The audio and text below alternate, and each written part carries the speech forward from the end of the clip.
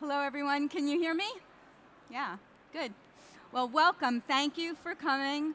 I'm Susan Raab, managing partner of the Customer Data Platform Institute. And what we're going to be talking about, as you know, is children's privacy, which is an area that is extremely important. And I think for companies that don't realize it now, they're going to be realizing it fairly soon. It's an area of extreme vulnerability for a company. And the reason is that if someone has access to children's data, then they have access to data on the whole family. And it's also a very weak link in the ecosystem of data and needs special care. And we're going to talk here about why. So the first thing is what we're going to talk about here is, first of all, who is a child, which may seem like a funny question. You know, we think we know, but maybe not so much.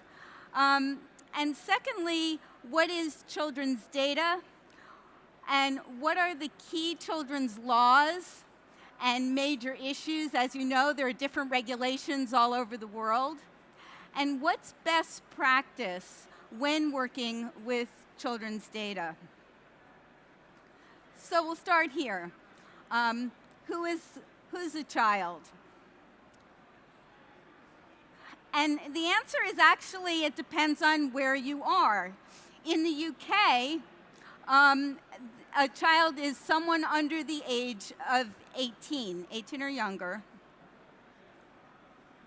And yet, if you're in the US, there's a law there, the COPA, which says under 13, although everything is variable depending on the situation. And in the EU, I love this graphic. In the EU, it even depends within the EU on where you are in the EU. And so you'll see here all these different places in the EU have their own way. The General Data Protection Regulation says each country can say what age they want a child to be, and everybody has done so. And then, just for even more fun, here's the rest of the world. So in Brazil, it's 12. In South Africa, it's 18. In Australia, it's 18. Korea, 14. And then Russia, which really gets the prize for the most creative way of thinking about children. Russia says, well, it could be 6, could be 6 to 12, could be 12 to 16 or 16. And that's because it depends on use and the circumstance. So, you know, children's privacy is quite charming and has many moving parts, all of which make it fascinating to look at and quite complex to deal with. So, as I'm sure you know, with privacy, there are laws that are being introduced and they're changed regularly with amendments and all kinds of different tenets. But many of the core tenets regarding children are the same, and that's what you need to focus on. So let's first look at what is now children's data, which is also a good question with many moving parts. So here, just to map it out, you know, in the way that you think about it, customers, safe to say, if you want to think about it just to be safe, under 18, right? A customer under 18 is. Now, you know, depending on where you are, you could move around, but in fact, you don't want to not comply, so sometimes it's best to play it safe. But let's also talk about where else do you get your data? Well, you get it directly. Some child, let's say, or person may sign up. And if they give you age, then you know what age they're at and all of the rest. Well, what if it's indirect? So where does that come from? It could come from a lot of different places in your company. It could come from sales prospecting, family profiles, insurance data. This is data that you may have collected on a family, but it includes sometimes children's data. And this is where companies can easily get in trouble because they don't think they have children's data, but in fact, I would bet you that they do. So for example, also events, corporate photos and videos, that's data. You have photos that have kids in it, that's children's data. Social media could come in through that door, come in through websites. IoT, you know, every appliance could be collecting who knows what. And AI now, you know, we're all thinking about AI. AI is happy to add data to the mix. And also, you know, third-party data. So, my point here is it's really important to actually, first of all, understand what data you have. You have to know what it is, all of the company's data, and then to know what the risks are with that data. And we'll talk more about it, but what you can and can't keep. Okay, so in the UK, you have the Age Appropriate Design Code, the AADC. And it has a number of different tenets. We won't go through all of them here. But what it's talking about, here are some of them, and you'll see these. This isn't just in the AADC. You'll see these kinds of things, you know, in different areas. So what it says, though, is you're supposed to safeguard data if it's used by someone under 18. That it applies, and this is very important, to UK companies, but also companies on the outside. If you're connected with that and using that data or any of that, that is also data you're responsible for. That you need to act, and this is a tenet you'll see again and again in children's privacy law, you need to act in the best interests of the child. Where this comes from is the United Nations Convention on the Rights of the Child set out certain core principles of dealing with children and has a lot of good resources that you should take a look at for how to deal with, UNICEF does, how to deal with children and we're talking here actually about human rights. This is based on the human rights of the child that have been discussed globally and agreed to by, I hate to say not the US, but like almost all the countries in the world have actually agreed to this way of dealing with children.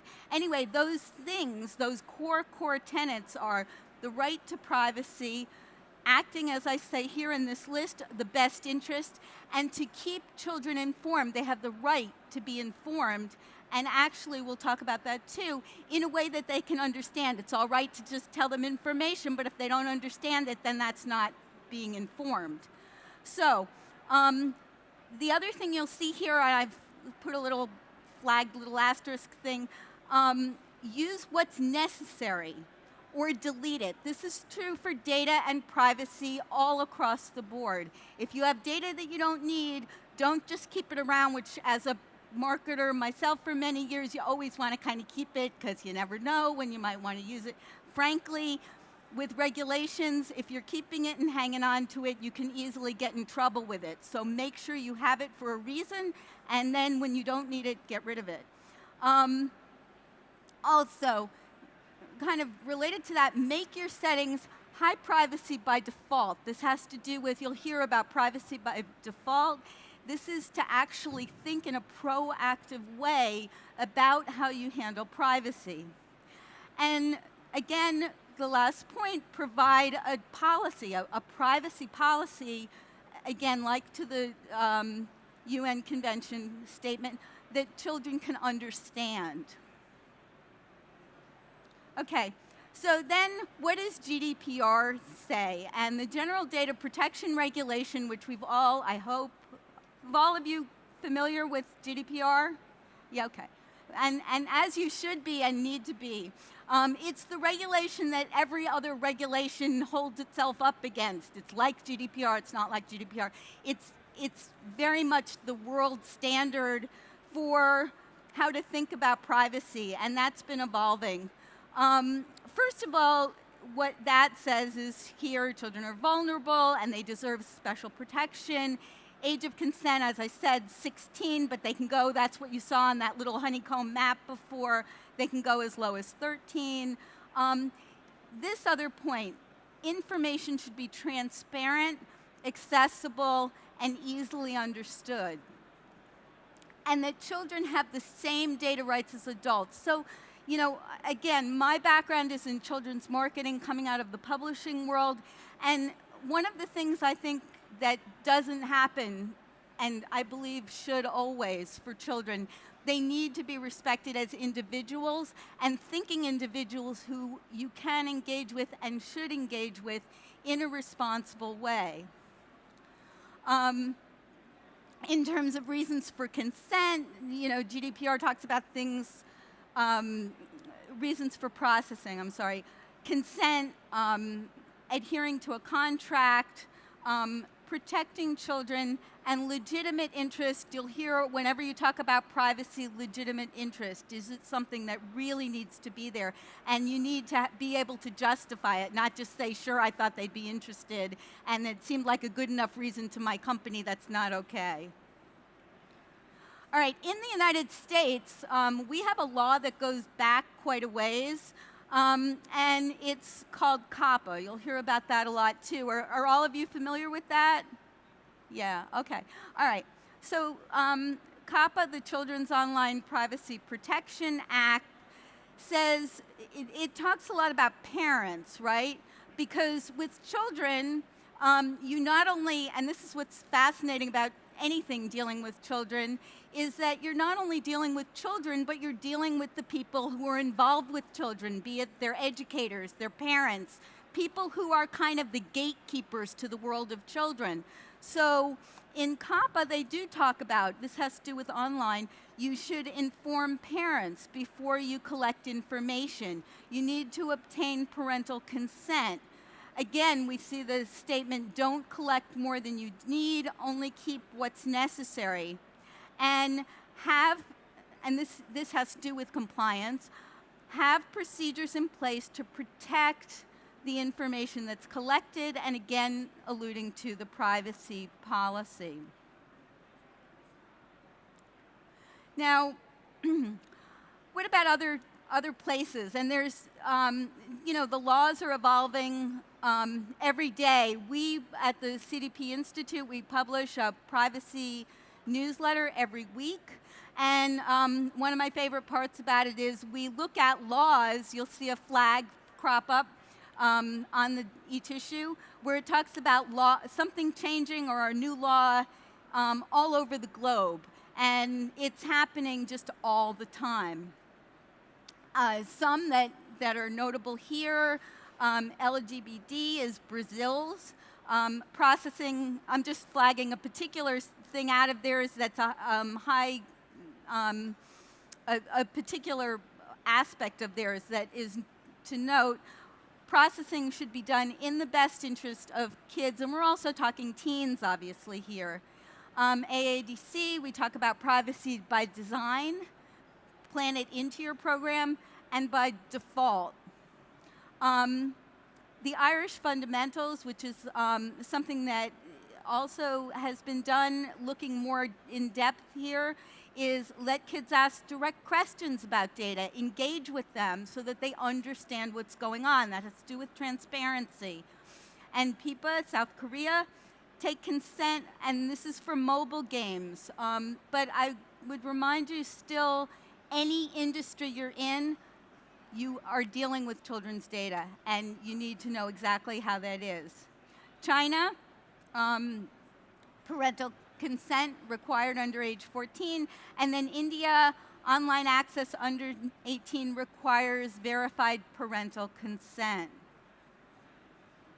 Now, another thing, before I go off of that, another thing that you should know is laws that relate to children aren't just children's quote-unquote laws.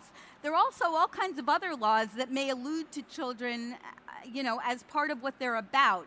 An obvious one in the United States, we talked about COPPA, for example, but also there's the student law called FERPA, which deals with what's allowed in schools.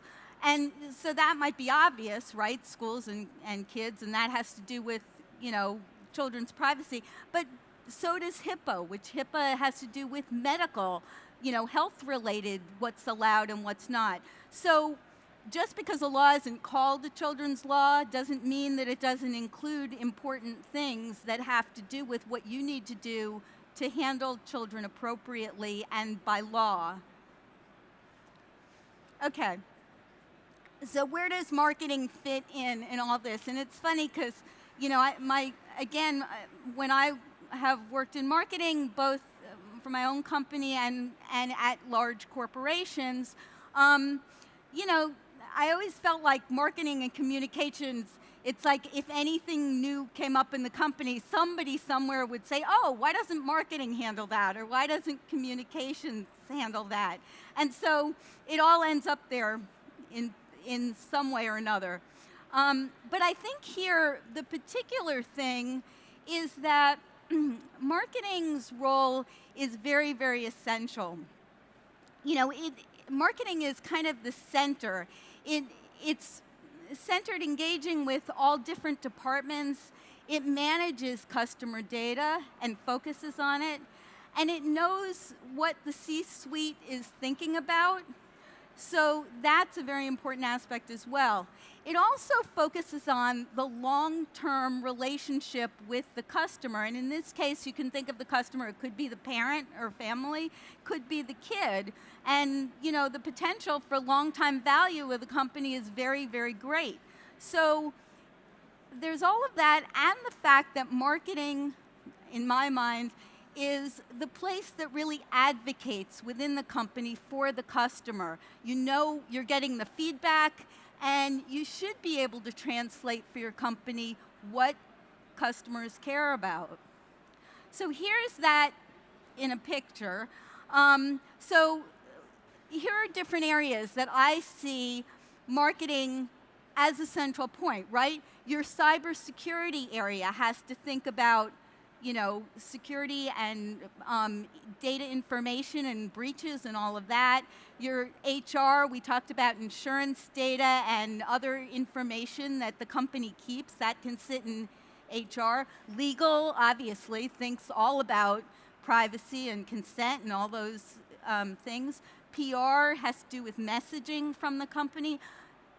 The fact is that what you need, and you really have to have it, is that somebody needs to be looking at the whole picture.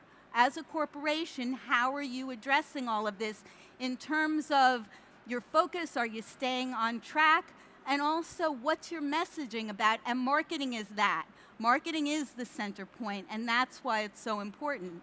And also, adjacent to that, vendors, obviously, that the company is working with also need to know what the priorities are in terms of, you know, privacy and children's and all of that. And marketing is the place that translates all of this to the consumer, that helps the consumer understand that the company is focused on this and is going to protect them. And that's what we hear again and again, survey after survey. What do customers want today when it comes to privacy? They want to know that they're being cared for. They want to know that the company is focused on them and knows who, first of all, that they know who they are. Second of all, that they are going to be transparent, right? That's the word that we're hearing again and again, that the company is going to tell them what's being done with my data, how am I being treated, and what's going to happen going forward.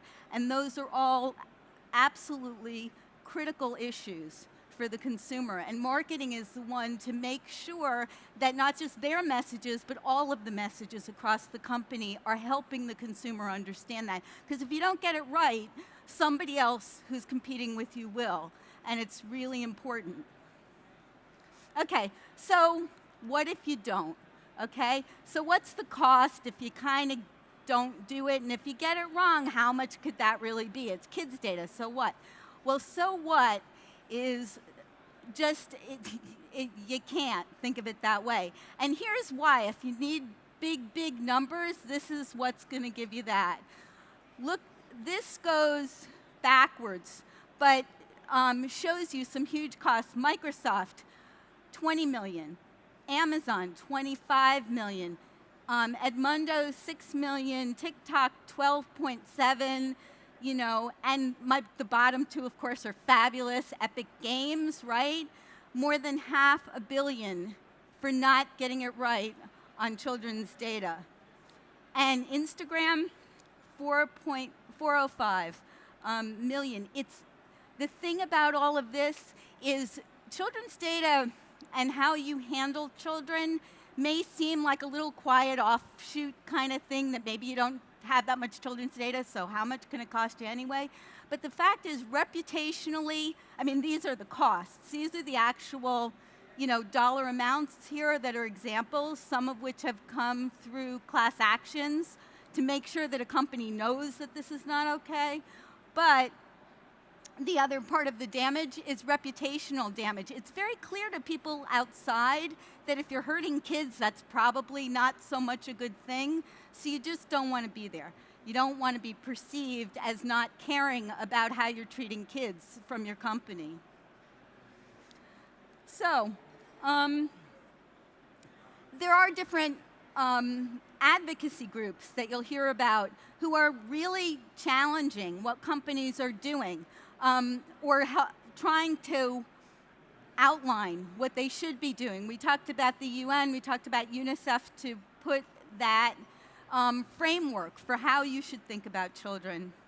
But these are some of the other organizations, education organizations, Parent Coalition, Common Sense Media, all these different, and in the US, what you're hearing now is tons from the Federal Trade Commission who are enacting. They are coming down on companies very, very specifically when they're not complying or when they're not handling children's data well, and we're going to see more of it. The FTC and the government in the US has made this a priority. But as we saw, here too, the AADC, all of the focus that's coming on children's, it's happening, and there's going to be a lot more. Because it's a rallying point within the privacy community. So what's ahead? And I want to leave this open if you'd like to ask some questions or share what you've found. First of all, new laws. As I said, there are new laws all the time. In our privacy newsletter, we also have, there's a children's section, and I'm covering what is happening in children's privacy, and there's lots and lots of news there, lots of information and important things to watch. Another thing is to watch APAC, which is an area where privacy laws are happening there. We heard, about the EU and all of that, but and the UK, but in APAC, people there will tell you there are more laws that are being put in place for all kinds of things, and every country's is different. I mentioned before class action suits. Class actions are the way that a lot of these children's things are being pursued, and they're very, very costly. There are big fines, and groups are willing to band together to make sure that their voices are heard. And AI has ramped up all of the concern in a big way as well. So there are, what you'll see now in privacy regulation, it's early yet, but countries, I just saw an article, there were like 15 different countries listed. Countries are moving as fast as they can to figure out how to regulate AI, which is way complicated. But it's happening, and it's something that is definitely tied in with children's, because so much of children's world, right, is digital and engaged. So, children's toys that can, engage with them emotionally and behaviorally and all kinds of things. It's fascinating and terrifying at the same time. And there's a real battleground over child privacy laws. There are a lot of opinions about what should be done.